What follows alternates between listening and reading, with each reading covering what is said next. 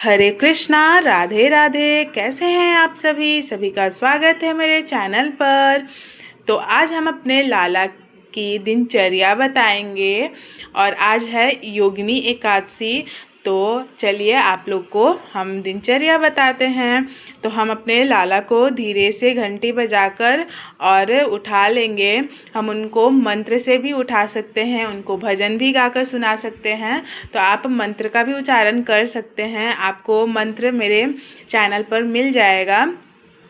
और उठाने के बाद हम उनको हल्के हाथों से दबाएंगे, उनके विग्रह को, उनके पूरे शरीर को हल्के हल्के हाथों से दबाएंगे और उनके जलझारी से जल निकालकर उनको पिलाएंगे।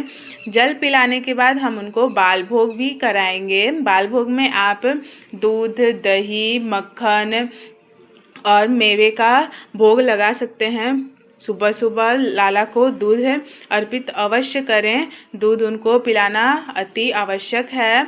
तो आप नहीं भी पिलाएंगे तो आप जल अवश्य पिलाएं सुबह में उठाने के बाद।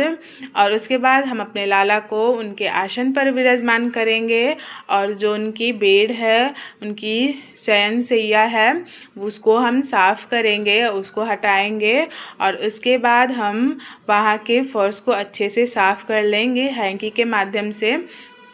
और जिस थाल में हम प्रत्येक दिन अपने लाला का स्नान कराते हैं उसी थाल को आज भी हम सुशोभित करेंगे।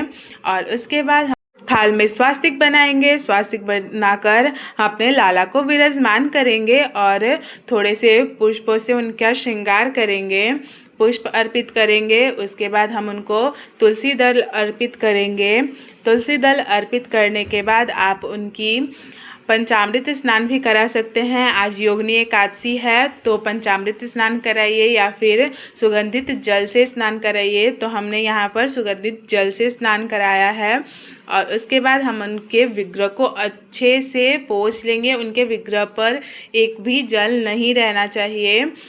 और फिर हम अपने लाला को सुगंधित इत्र अर्पित करेंगे। उनके पूरे विग्रह पर, उनके पूरे शरीर पर इत्र की मालिश करेंगे। उनके पैरों पे, हाथ पर, मस्तक पर अच्छे से इत्र से मालिश करेंगे।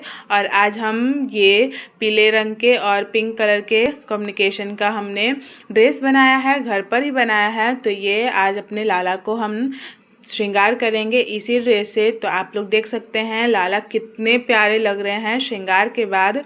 और आप एकादशी, पूर्णिमा या फिर इस गर्मी के दिनों में, ग्रीष्म ऋतु में आप अपने लाला को फूलों की माला अर्पित करें, बहुत अच्छा रहता है, उनको ठंडक मिलती है। तो सुगंधित फूल लेकर आएँ अपने बगीचे से। अगर बगीचे में नहीं है तो आप मार्केट से भी ले सकते हैं।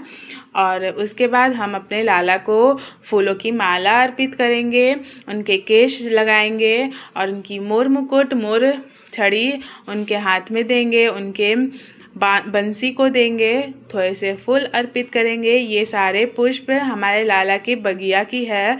सुंदर सुंदर से पुष्प खिलते हैं उनके बगिया में। और लाला का श्रृंगार कंप्लीट करने के बाद हम अपने लाला को दीपक जलाकर उनकी आरती उतारेंगे, उनकी बलैयाँ लेंगे। और फिर हाँ, आज एकादशी है तो एकादशी वाले दिन अन्न का भोग नहीं लगता है लाला को।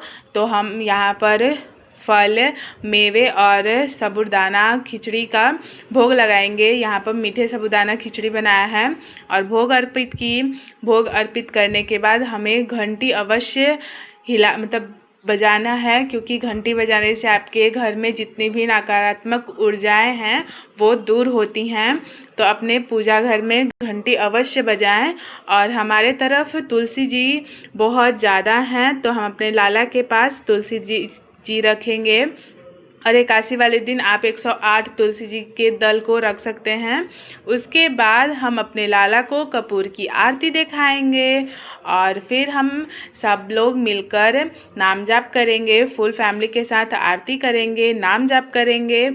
आज की दिनचर्या है। आई होप आप लोग को अच्छी लगी। और भी वीडियोस के लिए हमारे चैनल को सब्सक्राइब करें। सभी को राधे राधे, हरे कृष्णा।